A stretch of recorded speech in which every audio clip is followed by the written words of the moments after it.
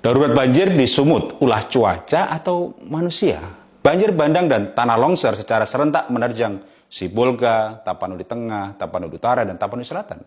Bencana ini sebabkan puluhan korban jiwa, puluhan orang luka, dan ribuan rumah warga terdampak, serta memutuskan akses yang vital seperti jembatan dan jaringan listrik warga.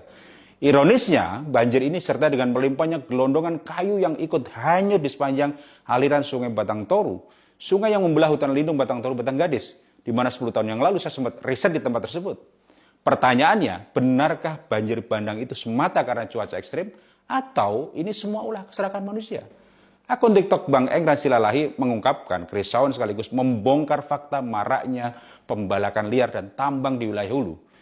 Jadi begini teman-teman, jelas apa yang sedang terjadi ini bukanlah bencana alam biasa.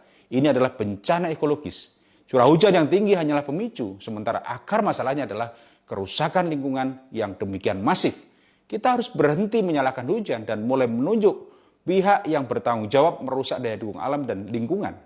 Hutan yang gundul sebabkan daya serap air di kawasan hutan menjadi hilang. Wali Sumatera Utara menyatakan bahwa salah satu pemicu utama adalah praktek illegal logging dan alih fungsi hutan yang terjadi di kawasan penyangga seperti hutan lindung Batang Toru, Batang Gadis, dan wilayah-wilayah konsesi besar lainnya di Tapanuli. Dalam sudut pandang Islam, bencana adalah peringatan keras bagi manusia sebagai Khalifatul Fir'at, pengatur bumi yang tugas utamanya adalah memakmurkan dan memelihara bumi, dan saat ini malah jadi perusak yang berarti mengkhianati amanah Tuhan. Allah SWT berfirman, dan janganlah kamu melakukan kerusakan di bumi setelah diciptakan dengan baik. Quran Surat Al-A'raf ayat 26. Pengelolaan sumber daya alam yang didasarkan pada eksploitasi berlebihan, penebangan kayu ilegal, dan penambangan, serta pengabaian terhadap kelestarian lingkungan adalah bentuk fasad atau kerusakan. Merugikan masyarakat termasuk hilangnya nyawa demi keuntungan sesaat adalah tindakan zalim pada manusia lainnya.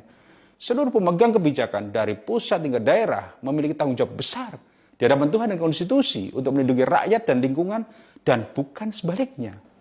Banjir bandang yang terjadi hari ini di Tapanuli, di Sumatera Utara, di Sumatera Barat, Nanggro Aceh, Darussalam, dan berbagai wilayah lainnya adalah alarm bahwa kita tidak lagi bisa bermain dengan aturan main yang ada, yang jelas telah menimbulkan bencana sosial dan ekologis yang kian hari kian intens. Kita harus berani ubah mindset kita harus berani ubah aturan mainnya, aturan main yang ada bagi seluruh masyarakat, dan juga menempatkan alam sebagai karunia yang wajib dijaga kelestariannya sampai bergenerasi berikutnya. Di satu sisi, pemerintah juga harus berani menempatkan keadilan sosial dan ekologi sebagai kompas pemandu dalam pembangunan di atas modal kepentingan. Jangan pernah biarkan rakyat kecil yang rentan terus menjadi korban dari kerakusan yang eksploitatif segelintir oligarki.